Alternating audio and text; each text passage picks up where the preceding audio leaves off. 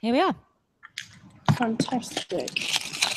So, hello everybody. All 0 viewers. Never mind. it's not such a bad thing, to be honest. So, yes, I'm going to say a little bit. Thanks all for coming. My name's Ami Clarke. I run Banner and Peter, and today I'm going to be talking to Zarina Mohammed, who is having a writing in residency period at Banner and Peter, and we're connecting live via Google Hangouts and YouTube for the chat show that she's going to be doing. She started yesterday and will be continuing on through the week. And we're also connecting up with Artlicks Weekend, which is happening in London at the moment. Zarina Mohammed, I'm just going to say very briefly a little bit about you, just to introduce you to everybody, because we're doing this at a distance. So her art practice spans an ecology of different modes of working, including social media, video production, installation, text and performance. She engages with a critical inquiry that includes a focus on the social context through which the means of production occur. Her approach to production and making is holistic, earthy, crunchy, open like a pour in a sauna. Mm-hmm. She has recently shown work in New Contemporaries and is co-producer of The White Pew, an online art criticism resource and research project that since 2015 has engaged with exhibiting, curating and writing weekly reviews, with the website acting as host to an online monthly residency featuring different artists. And The White Cube have been office residents at Lux in London. Are you still there, by the way? Yeah, we are office associates now, I think is our official term. And we've also got offices in Liverpool at Make on the South Docks. Right, nice. I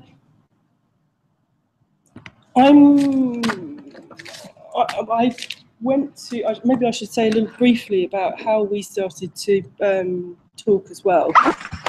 I went to the New Contemporaries exhibition at the ICA and saw Zarina's work.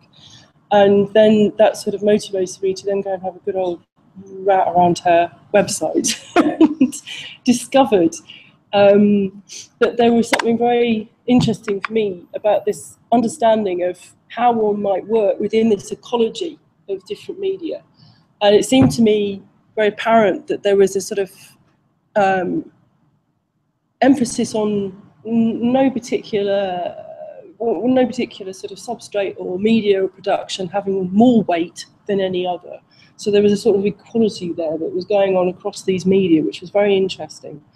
And so a Twitter bot would hold as much interest and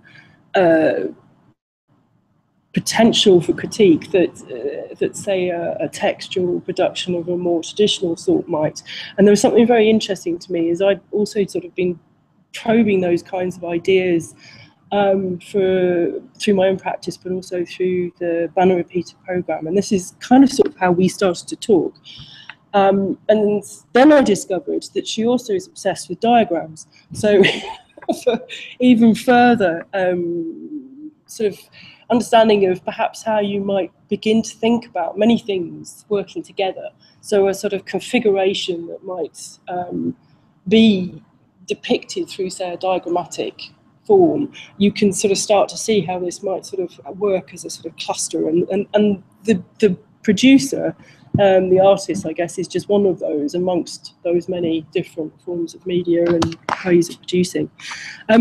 It seemed very apt to ask her if she would be interested in producing an unpublished with Banner and Peter.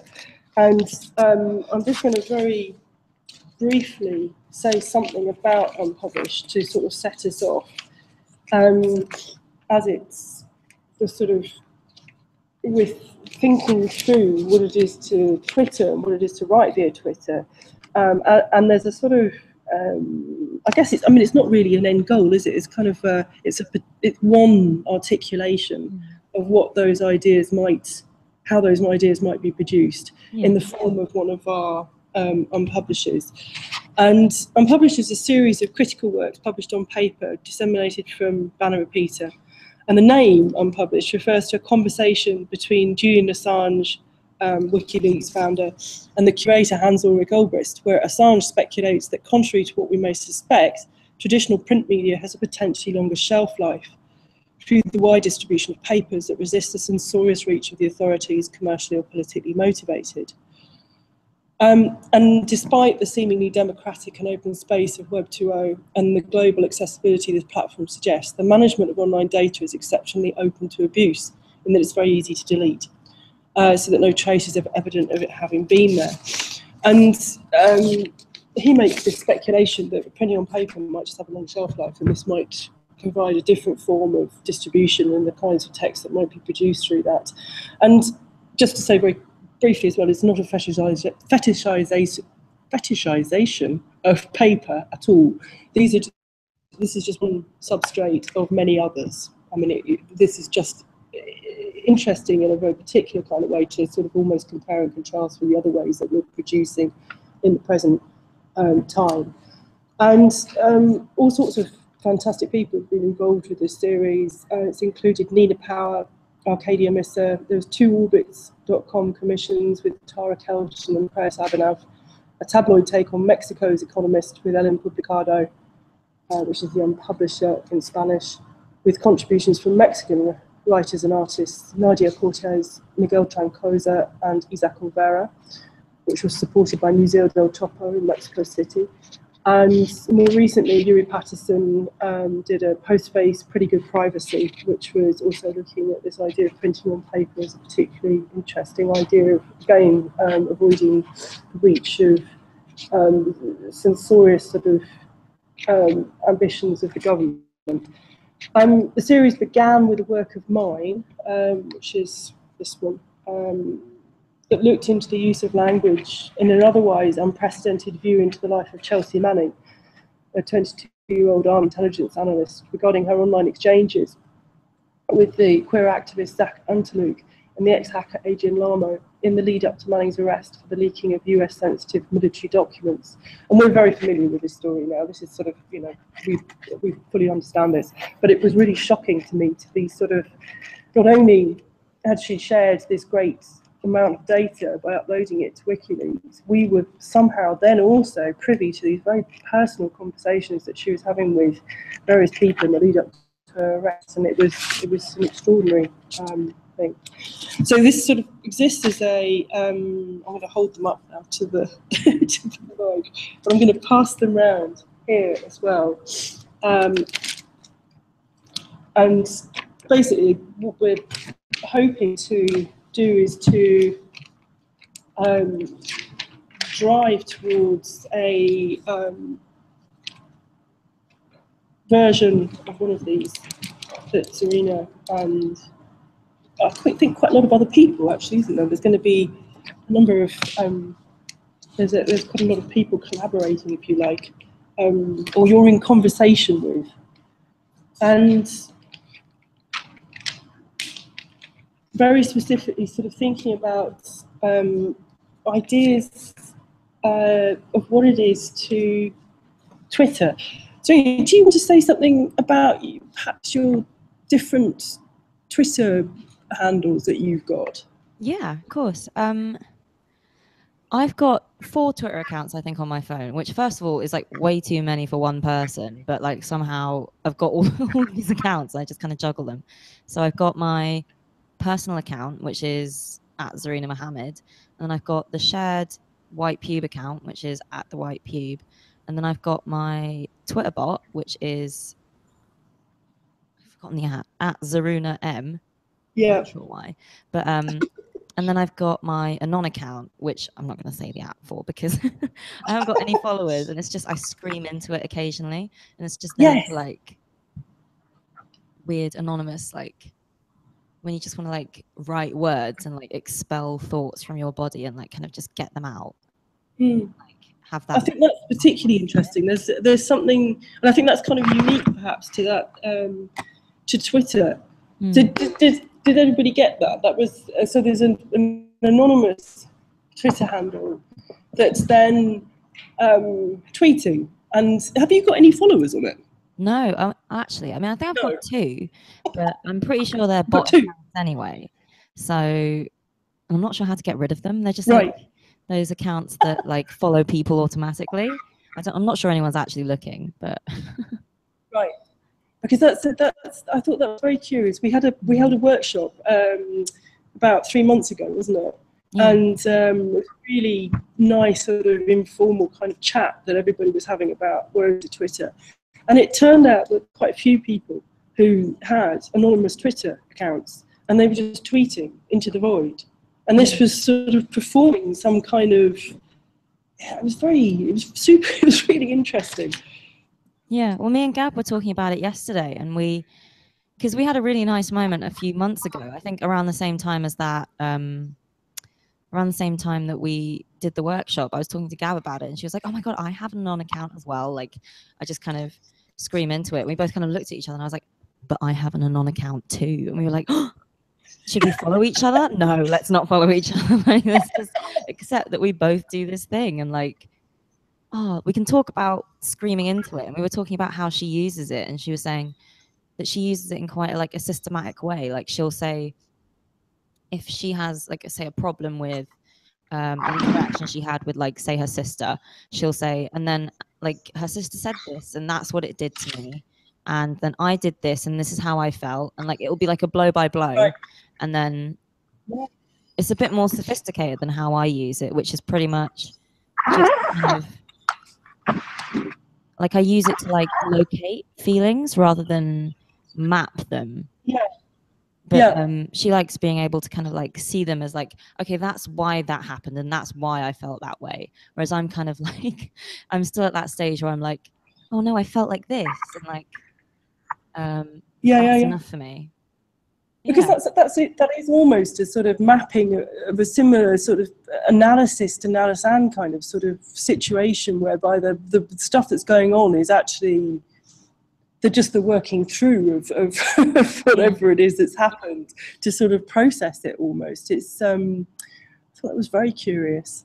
I feel like perhaps maybe me and Gab like kind of overthink it a lot. Both of us, like, we have the same star sign, we're both Cancers, so like I think maybe we're kind of like thinking about this in very like kind of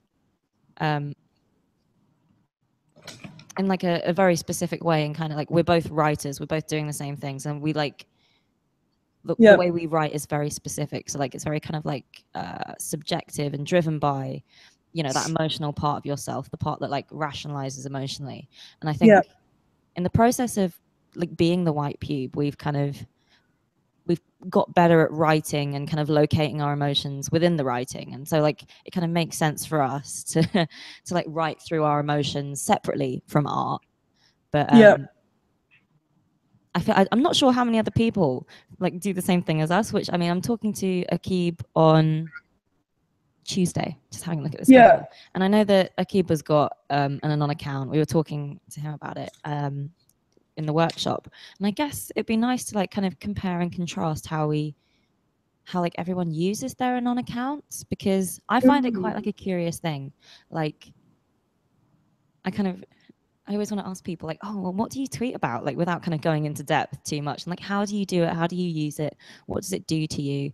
Like, is it like, how does it affect your ability to deal with emotionally kind of difficult things? Or like, how does it affect your mental health? Or does it like actually?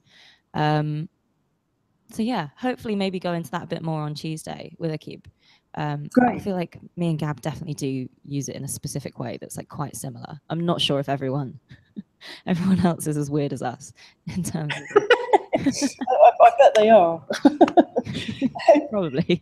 It sounds super interesting. And then you were also saying yesterday that both of you sort of had less, or there was a different purpose perhaps for your personal accounts. So the ones that are actually, you know, and which is odd because mine is derelict. Mine is just sort of washing on some distant shore, and it hasn't been used for, I don't know, probably about a year practically, and I've almost forgotten about it. But you were saying something sort of similarly, that this doesn't operate in the same way as the White Pew accounts, and it was very interesting how each of them had quite a specific sort of purpose, you know, but only through doing it had you sort of come to realise what it was. Yeah. I feel like the way we rationalize kind of sharing a Twitter account, and like the way we've like come to terms with the fact that like we speak as one, but we can also kind of blame it on the other in a way, in a sense. Like is to kind of, we've not that we've got like a shared identity and like we've morphed into the same person, but it's nice more being kind evasive, isn't it? You can just be, you can sort of shift in there without having to sort of, be held to account somehow. It is good, and I've done it a few times where I've just kind of like, instead of messaging people off my account, I message them off the White Pube account, because it's nicer to kind of like, I don't know, have that, not to hide behind that layer in between me and another person, where I kind of like am sort of like a semi-institution.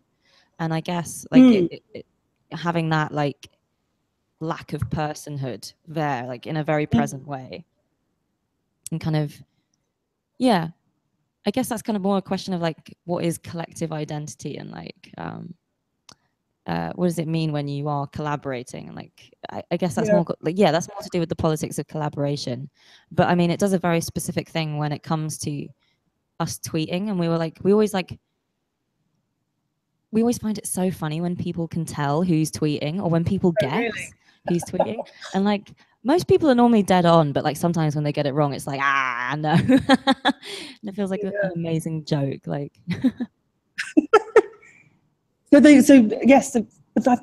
must, you must have a lot of fun with that. I quite enjoy that, to be honest. And I thought it was interesting when you were speaking about, you touched on Instagram yesterday, which completely struck a chord with me, in that I don't really understand Instagram.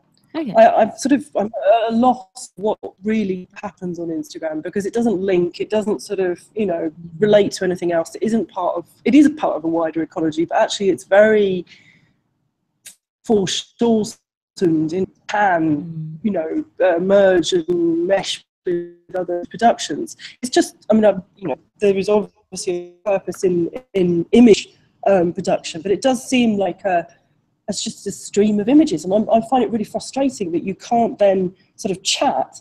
There is no chat aspect, there is no immediacy, there's no kind of in the moment we're having a conversation, and then it can become a broader conversation with more people, and then there's a dynamic to that, which I think is perhaps inherent to Twitter, that is why it's so alluring to keep producing in that way. Stuff that happens that is unexpected, whereas Instagram is not the place for something to happen that's unexpected to me. It seems to be fairly regular image posting. It seems like it seems like a pinboard basically for images, and that's it. And you get to sort of say, oh, I quite like that image, and then you were saying, I think that you felt there was, because you're thinking often through text, then I think you made some sort of comment that it was not the best place to be anyway. Yeah, well, I mean, I feel yesterday we were saying, like, I feel like it was Lou McNamara from 12O. We were talking to her and Eva Duerden, also from 12O. I think we did a podcast with them a couple months ago as the White Pube, that's like on our SoundCloud, like archived. But Lou was saying at the time, like, actually Twitter's a really interesting place for you to be as an artist. Like, it seems so easy to kind of like put up install shots and like put them on your Instagram feed and have this like beautifully curated kind of presentational like beautifully presented self to put forward as an artist, like this very kind of professional, very slick thing. But like it doesn't quite translate on Twitter. Like you end up with like Anish Kapoor tweeting like absolute like Anish Kapoor does not get Twitter, and it's great, it's amazing. Like it's and that like friction is so interesting because his Instagram's quite slick. It feels like he's got the hang of things, but like actually Twitter is such a nice space to be in, like both as an artist, like me tweeting about like what I'm thinking about, like at the moment I'm thinking about, you know, like the I don't know, like oh fuck, what was I thinking? I had a tweet lined up in my mind when I was on the overground and I didn't have a signal and I've forgotten it.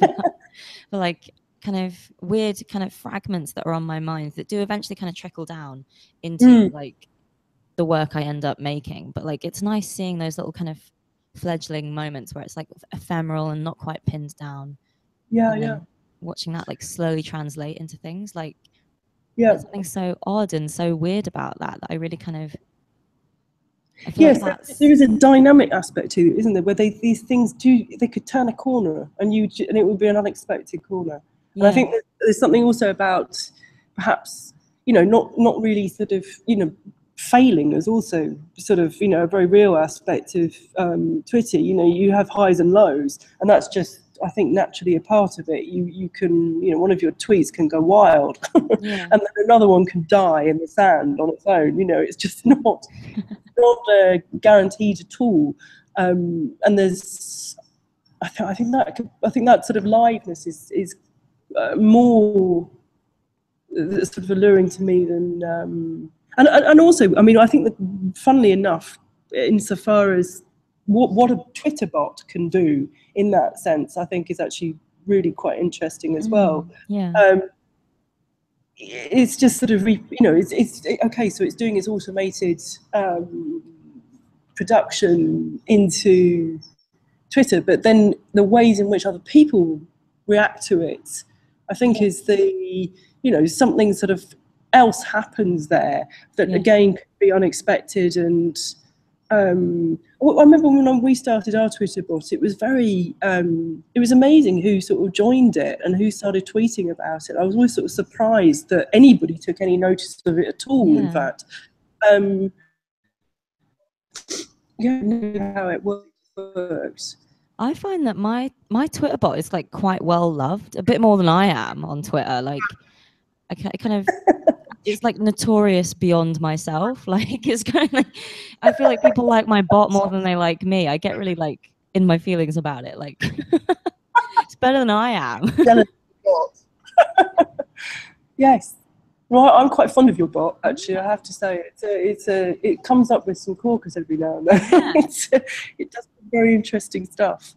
Can you say something about how it produces? Actually, that would be quite interesting to know. So it is. Well, it used to be. I reprogrammed it. I think about a month and a half ago. Before I did that, it was like my account. So the tweets from my personal account at Zarina Mohammed and BuzzFeed India's Twitter account merged together. So it would kind of like fantastic.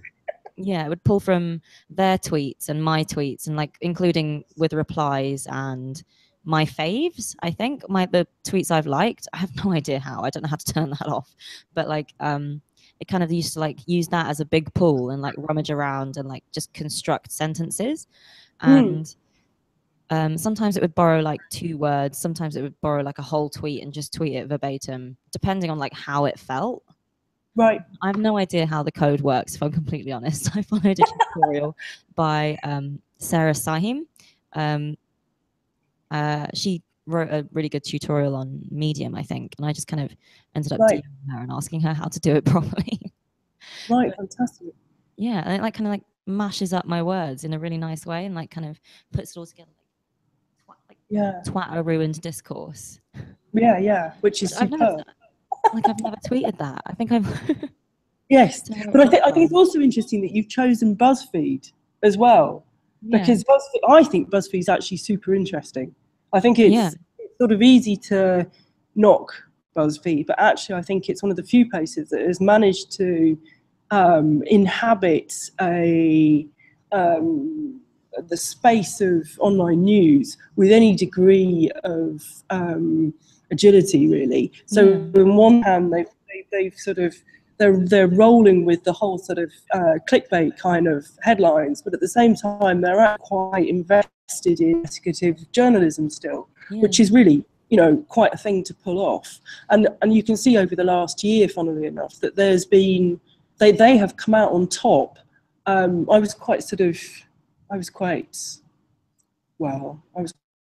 mocking a few years ago with BuzzFeed, but I think over the past year they've actually established a really quite rare reputation for being able to work within an economy of attention. That means that their stories, not all of them are top, you know, journalistic outpourings, but a lot of them are, and a lot of them that there is a sort of sense of an integrity to that. And I can't remember the guy's name who runs it, but he is actually they're very clever. I think they've managed to roll with it in ways that other maybe older traditional sort of forms of news production has just sort of failed miserably. But I think that's interesting in terms of what kind, the sort of economy of attention that we're sort of thinking about, especially through Twitter. Because I remember you both saying yesterday that it's very likely that a lot of the images that you post get retweeted, and there's quite a lot of activity during the week. And then when it comes to Sunday and you have written your piece of art criticism and it's posted, then it goes quiet, which is both on Instagram and Twitter. Like we with tweeting, we have like less of a kind of regular schedule. We just kind of do it as we feel like it. But it is we tweet a lot, and on Instagram it's one a day. We post one image a day, and yeah, I generally find that the images of us on Instagram, when we take pictures together, they get the most likes. And then when we Instagram just on the Sunday, like ready for letting everyone know that the review is up, we just kind of post a picture of just the work and it gets like 20 likes.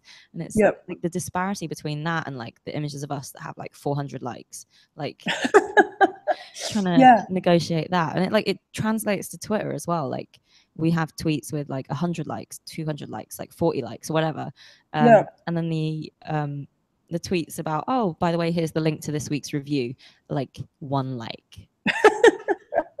Yes, which is very curious. But weren't you also saying that there's that they do get read though? Because you were saying that on the website you've got Google Analytics doing its job presumably, and you can tell that actually there's quite a lot of hits on the website to read the text. So it's curious how that's sort of working in a different, you know, way of different attention is sort of being asked, I guess. So there's a sort of a light attention rather than a deeper attention that might be necessary to engage with the text that you've written.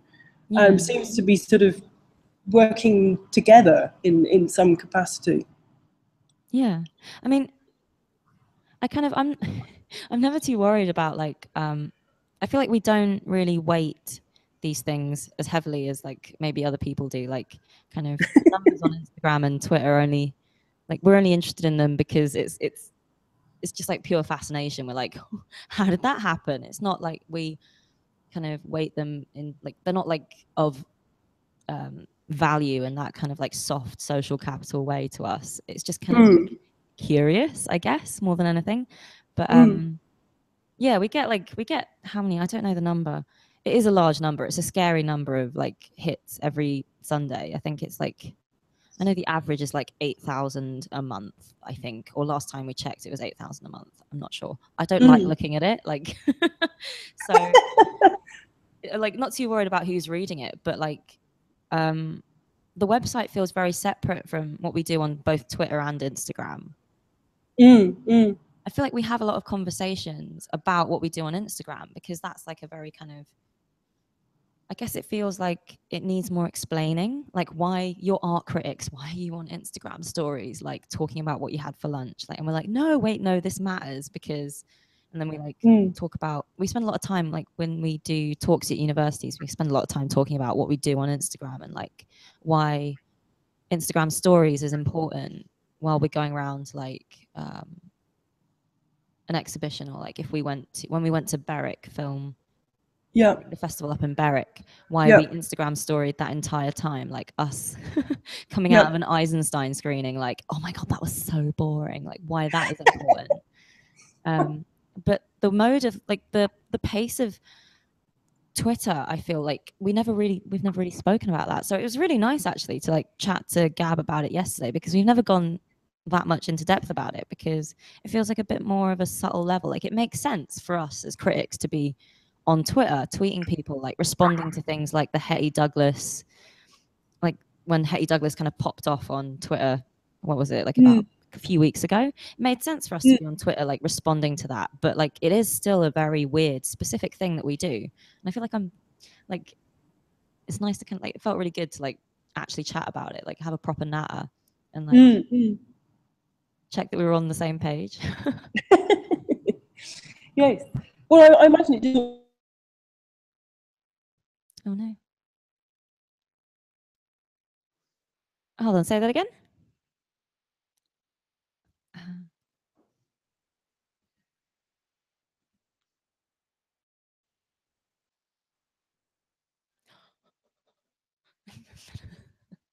Oh shit. Oh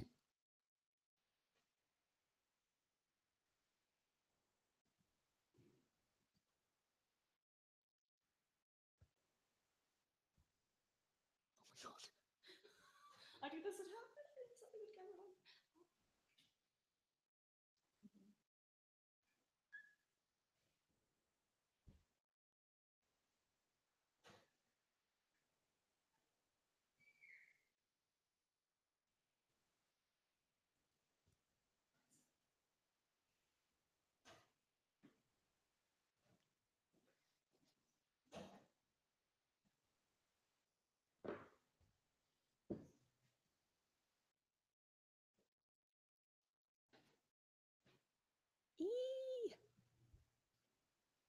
Hello, Amy. Oh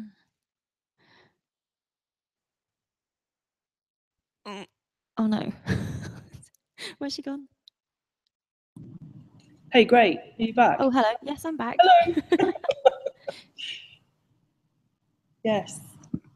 Okay. I'm funnily enough, I'm sort of thinking almost like on a miss on a beam moment as well. I wonder what this reflection will do to your Twitter practice as such. I mean, not that it's a practice, but I wonder, because we're sort of thinking about it to, you know, a new level of scrutiny, which I guess we haven't done before. You know, it's sort of a, yes. I wonder how that. I wonder if there'll be any impact. I guess, or if it doesn't make any difference. I hope so. To be honest, like, I mean, I feel like when I do these things, like kind of thinking that whole thing about thinking about my practice as an ecosystem, I did this last summer, but with Instagram. Basically, I had I don't know if you've heard of the Instagram account DVD is Dead, but I think, I can't remember what month it was. I think it was last July. I was on DVD is Dead, and basically you post, it's for moving image work on Instagram, and you get the whole month and you just post every day, or like however many days, a series of videos, whether they're one-off videos or like a long, like one long continuous film broken up into, I think it's like 2 minutes, the limit for Instagram videos. But I use my time on DVD is Dead to I guess analyze the way I used Instagram, because there was like a weird friction between my Instagram and the White Pubes. So I was much more comfortable inhabiting the White Pubes Instagram, and I kind of didn't post on my own one. I kind of like lost any kind of sense of like individual identity, I guess, on Instagram.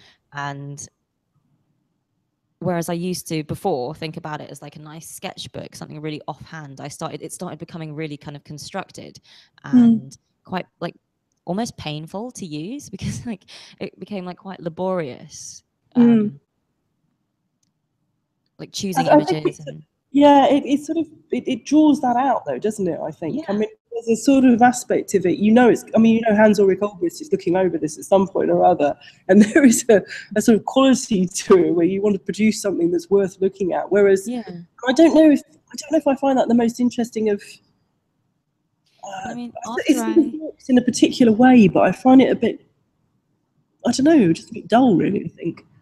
No, but like, I mean, after doing that residency, I kind of like analyzed the way I used to use Instagram, my kind of issues with using it at the moment, and like the way I wanted to use it, and just be really free. And then after making that, I was kind of like, oh, actually, no, I should just like take my advice on board. And like now I use it in quite a weird way. Like I just kind of, my Instagram feed is just loads of pictures of like zoomed in on like fluff balls and like shit I find on the streets. And like, it's very kind of offhand, and like, I feel like I have a much more healthy relationship with it as an app. Like I kind of, it's not as curated as it used to be, but it still kind of has something. It feels like I've like rationalized, I've like pinned it down now after making that work.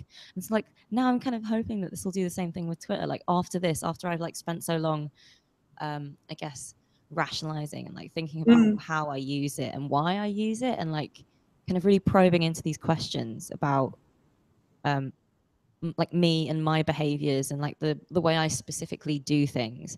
I think that this will like kind of flip a switch and all of a sudden I'll become like an amazing healthy Twitter user. You may never tweet again. Wouldn't that be awful? It broke me. This residency broke me. Let's hope not. I think it's really interesting. I mean, there's somebody like, do you know Joey Holder's tumblers? Have you ever seen those? Because they're really amazing. They're sort of, I mean, weirdly, they're sort of, what are they? They're almost the opposite of what we're talking about, actually, but they work really rather well in that they're a sort of aggregation of all sorts of things that she's interested in that sort of accumulate, and then she does an extra sort of squiggle over the top. But they are works, you know, but fairly light. They're fairly light. They're a sort of collection of material that she's invested in and that she likes the aesthetic of, and they sort of accumulate and they become these things that are like online works. And I don't know how you'd ever see them in another way. You know, they are very specific, in fact, to that particular app, and there's nothing. But I also think there's also ways in which some of the uses of these apps are actually sort of drawing on previous practices, you know, over the last century of art practice in very intriguing ways, in a sort of ephemeral, you know, there's a sort of ephemera to it. There's a everyday sort of quality to it. I'm not going to labour on that too long, but I do think there is some. It's almost it's a great leveler somehow. There is the possibility of producing something that's the equivalent of, you know, perhaps a couple of years' work in a previous art practice of the last century. You can do it sort of overnight practically with an app, and as a consequence, I think there is also a lack of weight attached to it, perhaps as well, which is equally intriguing. I think it's always interesting when, I guess, as an artist, we kind of, I don't know if it's like just now, if this has always been the way, but like, I feel like it is always like an interesting kind of, not friction, but maybe like phenomenon now that we've got like all these apps where you can kind of push out like the shit, basically, like the offcuts almost of like the process of art making, the things that lie around it, that we can like kind of publish that, make it visible to whoever has the link or whatever. But I mean, I'm not sure if that is something that's super new. I think it's just now it's on the internet.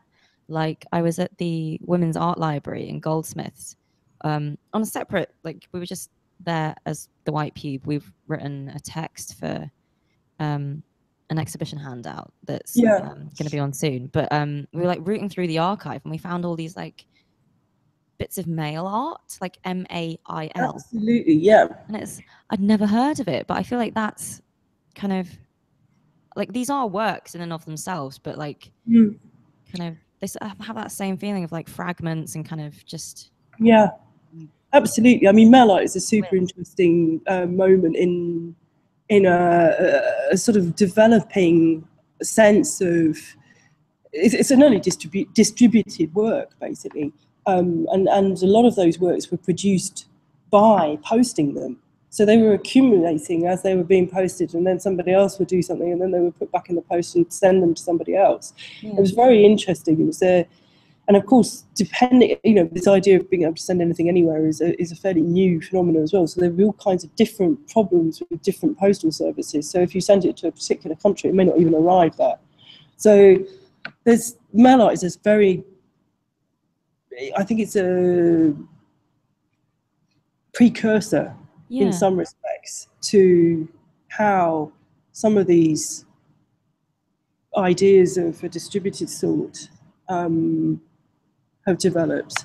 It definitely feels like, those like, those pictures that some like people wear on like weird tourist T-shirts of like the evolution of man. Yeah. And, like slowly becoming upright. I feel like when I saw like the mail art, I was like, that's the thing, that's the step before Twitter threads, isn't it? Like, yes, that's yes. kind of, or yes. like maybe like before Tumblr, like you're reblogging things. Absolutely, absolutely, yeah.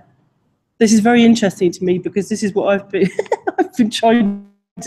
I've been talking about for a while. So I'm really interested that you've come at it from the other side of it and can see that as well.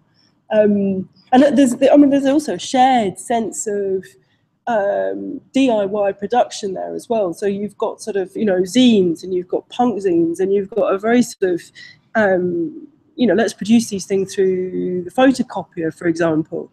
There's something very cheap and ready-made and hands-on about that you put between your peers and manage master that. But I think that's also a sort of leading into certainly a sort of the lightness of it, the lack of sort of weight, I think, is also to be found in those productions, that very sort of DIY kind of, more carefree kind of way of thinking about how one might produce art. This is still art, but it just has a different kind of, it's not an artifact, it's not a precious item. There is a quality to it that is about the ideas in it. There's something very, I think there's something similar there, and the agility to the ways in which you could work in those ways, I think, might be shared across these different platforms that we're now sort of looking through. Yeah, I think that's always such a nice thing, kind of. Should we open it up to some questions? Oh yeah, what time is it actually? Oh God, yeah, we've been going on for like 45 minutes now. Sorry, say that again. Sorry, I just like lost track of the time, and I was like, oh yeah, it's been 45 minutes. What is the time? Yeah. It's cool. We can keep talking. Well, shall we? Does anybody? Yes, we do have questions. So if you wouldn't mind, we'll just Carolyn.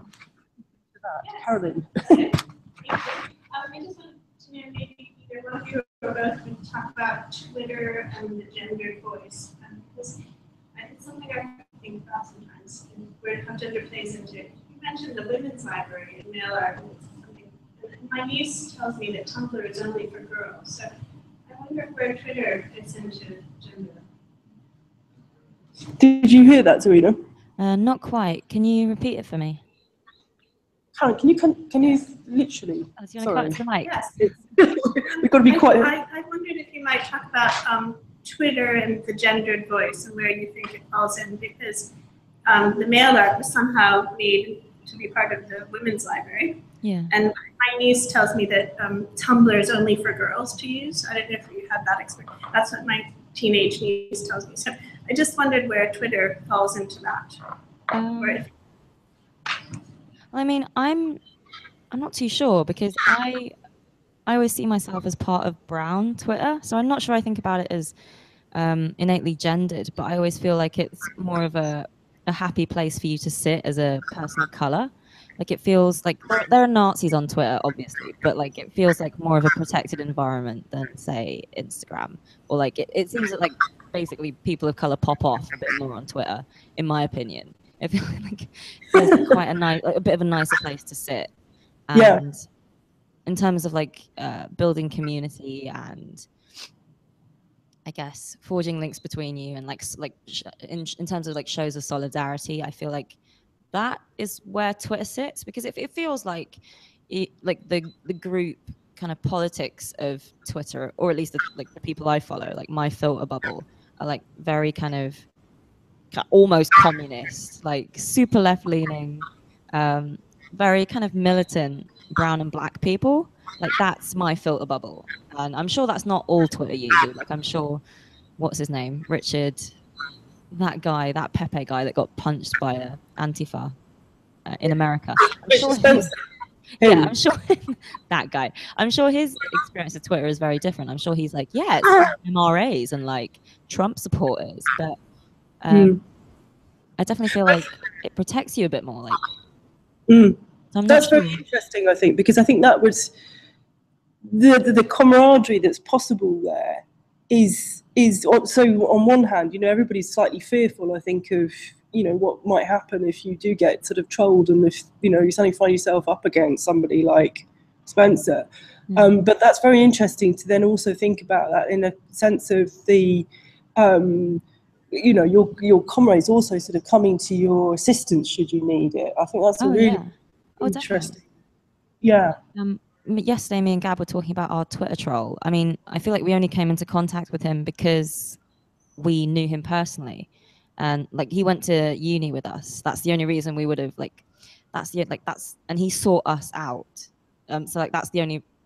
I feel like otherwise we wouldn't have like bumped into him on Twitter because of the way the algorithms work and like the whole thing about the filter bubble. I feel like I very rarely see like MRAs or Nazis on Twitter unless like I've either sought them out or like stumbled upon them or they've sought me out, like, but just by tweeting the right word that they've got like alerts for. But yeah, I'm sure someone else will have like a very different kind of opinion on this. Like someone like Diane Abbott is going to like have a completely different experience of it. But yeah, me, I mean, there are some hideous things going on Twitter. It's absolutely, let's not, you know, kid ourselves. But I think there is something also about this being public, and I mean, some of it's accountable and some of it's not, isn't it? So there's a question there. And also Twitter is very slow usually to respond to these things, but they have been hauled up, haven't they, and sort of said, you know, you've got to respond quicker than this to the kinds of hate speech that's going on. It must be stopped immediately. But then I think people just make new accounts, don't they, and just sort of rejoin. I think that's the sort of primary problem with that. But I know that I know that there's like a new kind of wave of anger that like everyone kind of knows that Twitter knows who the Nazis are because they're legally required to hide them in France and Germany. So they know who they are. They know how to find them. They know how to pinpoint those accounts and kind of tuck them away. It's just they choose not to.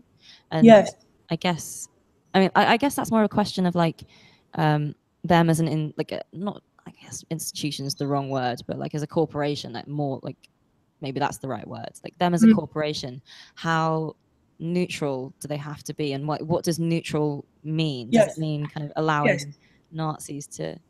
Exactly. And I think this is very interesting. I mean, I think certainly the last year has completely ramped this up now to the point they can't hide. So Facebook, for example, had to accept that they were broadcasters. You know, they were the equivalent of publishers, basically. And so things that went on their platform, they had to have some way of dealing with it when it stepped beyond, you know, normal bounds of reasonable behaviour. And I think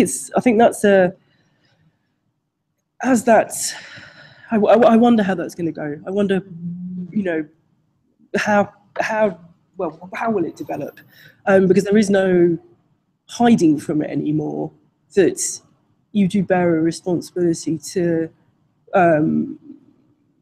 not put people into situations where they're being, you know, harassed and explicitly targeted and so on and so forth. It's something very interesting. I think it's been made visible, hasn't it? It's almost like a poultice sort of drawing out this horrendous stuff.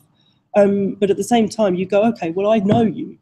Actually, you're the person. You or whatever your handle is the thing that's producing this shit, this hate speech. So you either there's something about identifying that is useful of some sort to be able to then shut it down. Oh, that reminded me. I was watching something. I think it's on the BBC, like on iPlayer somewhere. There's a documentary where some guy goes around like talking to or like interviewing people who are trolls on the internet, and like kind of he like tracks them down from their Twitter accounts and like goes to their houses and like chats to the person. Yeah, it's amazing. I'm gonna have to find it and I'll put it in the link when this is in the bio. Like I'll put the link in the bio when this is archived, but I'm gonna have to find it. I can't remember what for the life of me what it's called, but it's so bizarre. Like him talking to these trolls about like, why do you do that? And they're like, well, that's fucking funny, isn't it? Like, and there is kind of that can. I guess in a way they also like in the same way that me and Gab hide behind the collective identity and like the kind of not really a non like it's not full anonymity because it's you know either me or her. It's not no one, it's both of us. But I mean in the same way that we kind of have that in between us and other people and we're able to kind of distance there's a very ourselves, interesting they do the same thing. Yeah, there's a book that is especially interesting to read on this is Whitney Phillips. This is why we can't have nice things, and she spent a long time hanging out with trolls basically in the variety of platforms that they operate and working alongside some of them and getting to know them, and she basically talks about the ways in which they operate and starts to get to the heart of what's really sort of motivating it and those kinds of behavior, you know, that we've seen so much of emerging, especially with the Trump presidency campaign, assisting him no less. But the book is it's extremely interesting, and her sort of argument is actually that these trolls don't come out of nowhere. They're basically just an extreme version of what's already acceptable. So the ways in which sort of racism, which are sexism, misogyny, whatever sort of plays out, it's just an amped up version of what already exists in a very everyday kind of existence. And it's really worth reading this book. Okay. I seriously recommend it. It's fantastically in-depth scrutiny of the kinds of behaviours that are happening and why. This is why we can't have nice things. She goes into the whole sort of, for the lulz, the whole sort of ways in which it becomes a currency. In fact, here it is. There we go. Like the way that kind of like stems from, I guess, like like lad culture, how like everyone's like, oh yeah, banter, like for bants, like yeah, that's the like nice like kind of link, seeing that as like the precursor. These things do exist in absolutely. Yeah. And this is her point. She's just saying this is not a new set of criteria. These are very prevalent already. They're just sort of in way that they are less noticeable because they're normalized to a degree. And she makes the case that actually these are just people working on this and then taking it to the degree that it's for the lulz, which means that you can just extreme forms of offensive behaviour can be dismissed as I was joking, following a sort of argument that sort of rationalises this in a variety of different ways. Yeah, it's super interesting. I'm going to stop now because otherwise I'm going to tell you all about the book badly. So I'm not going to do that. Just found myself almost going, I'm sorry, I'm very ill. So Does anybody have any other questions? Do we have any other questions? We do. Go ahead. Serena, Hello.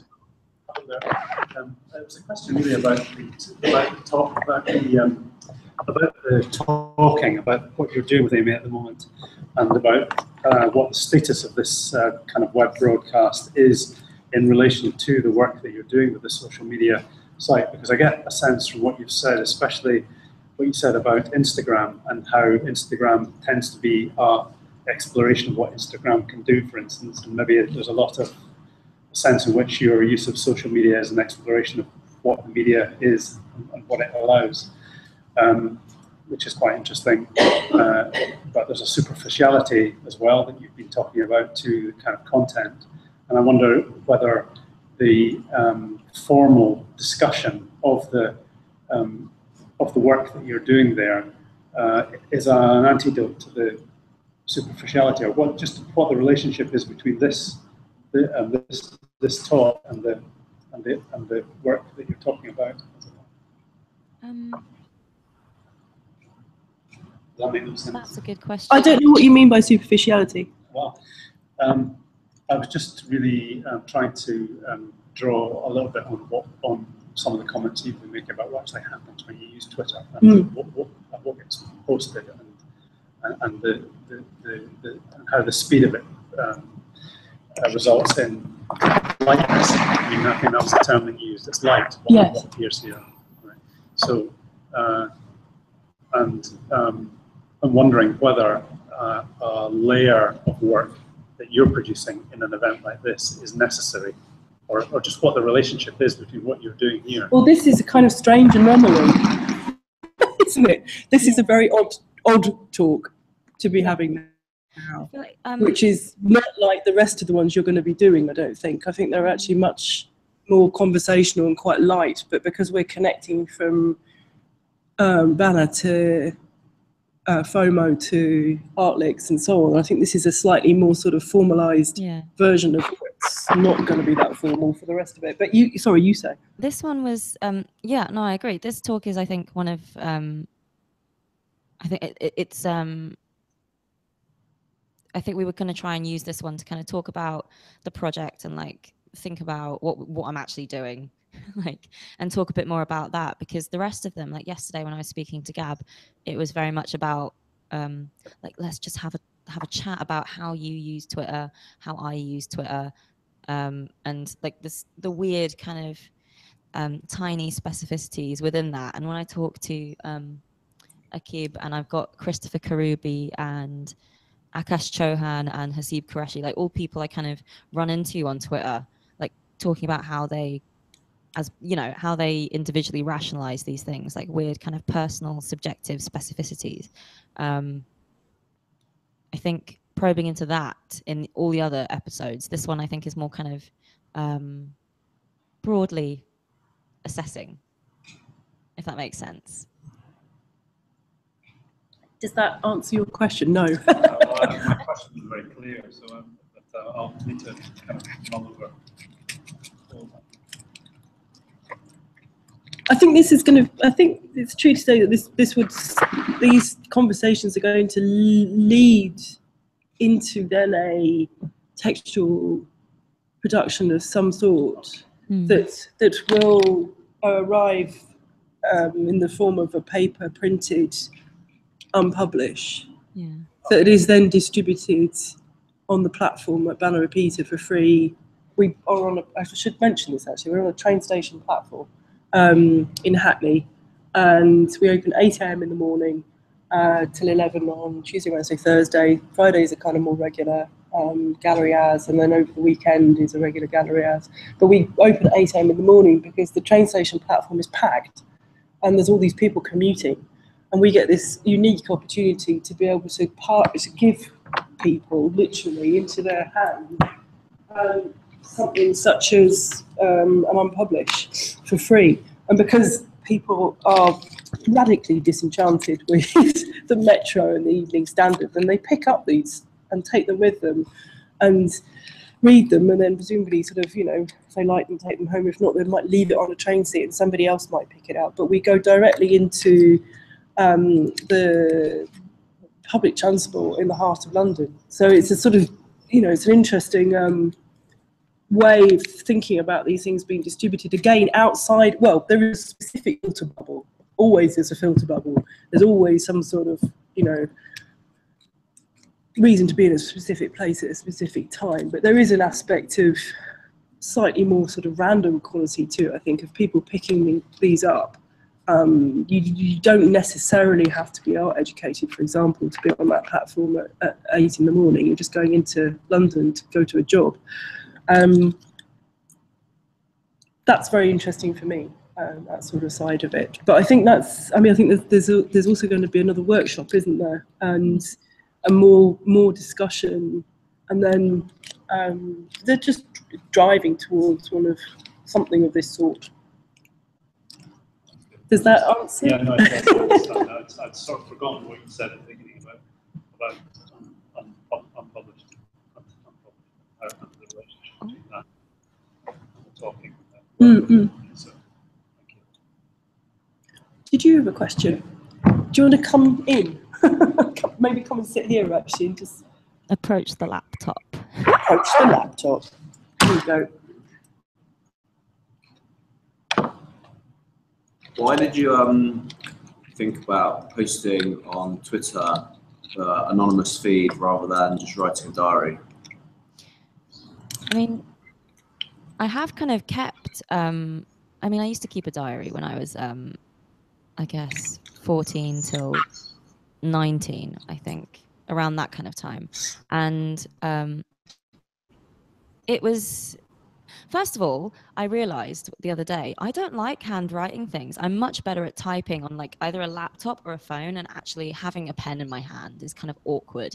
So, I mean, first of all, that's fucked up, yes, but it's just, you know, naturally the way I write is pressing buttons rather than holding a pen. And so like that element of like having to handwrite in a diary felt slow and like clunky, and eventually I just kind of realized that I wasn't really, I couldn't be asked to handwrite things, basically. And also I always have my phone with me, like it's here now, I'm always looking at it, it's always like, it's always there, and like it's just, it feels like an easier way to access that kind of like private space of like, these are my emotions, these are my feelings, and I'm going to shout about them. It feels easier to kind of access that, and like I can do it on the toilet. It feels a bit more accessible. It's just like, I feel like that's a really like, you know, boring answer. But like I don't have any followers on my Anon account. Like no followers. It's private. I mean, it was public at first, and I had my my phone number linked up to it, but then it was really embarrassing. One of my ex-boyfriends found it because it was linked to my phone number, and he messaged me like, "Oh, by the way, Zarina, are you okay? Like, I just saw your Twitter account. Are you all right?"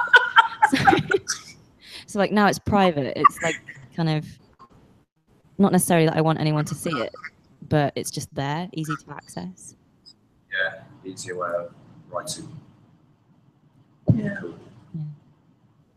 Maybe we might be just about Yeah. time to. Okay. Brilliant. Okay, well, thanks everybody here, and Zarina, it's been lovely talking to you as ever. And thanks very much for joining us, and speak to you soon, I guess. Yeah, I'll be back on for our 3 viewers that are watching. Yeah, you've been clapping in this one. Yeah. But yes, we've got 3 viewers watching at the moment. For the 3 viewers that are watching, hello, I'll be back on Tuesday with normal kind of conversation with Akib Hussein, and that will be at 7? Yep. Yeah, 7. If you go to, where have we posted the link? We've got it on Facebook, haven't we? So on the Facebook event, then the link's going to be up there, and I'll tweet it from Banner and Peter, and I think you're going to tweet it as well, aren't you? So we'll tweet the links we're doing it. Okay, thank you very much. Bye. Brilliant. Bye. Thanks.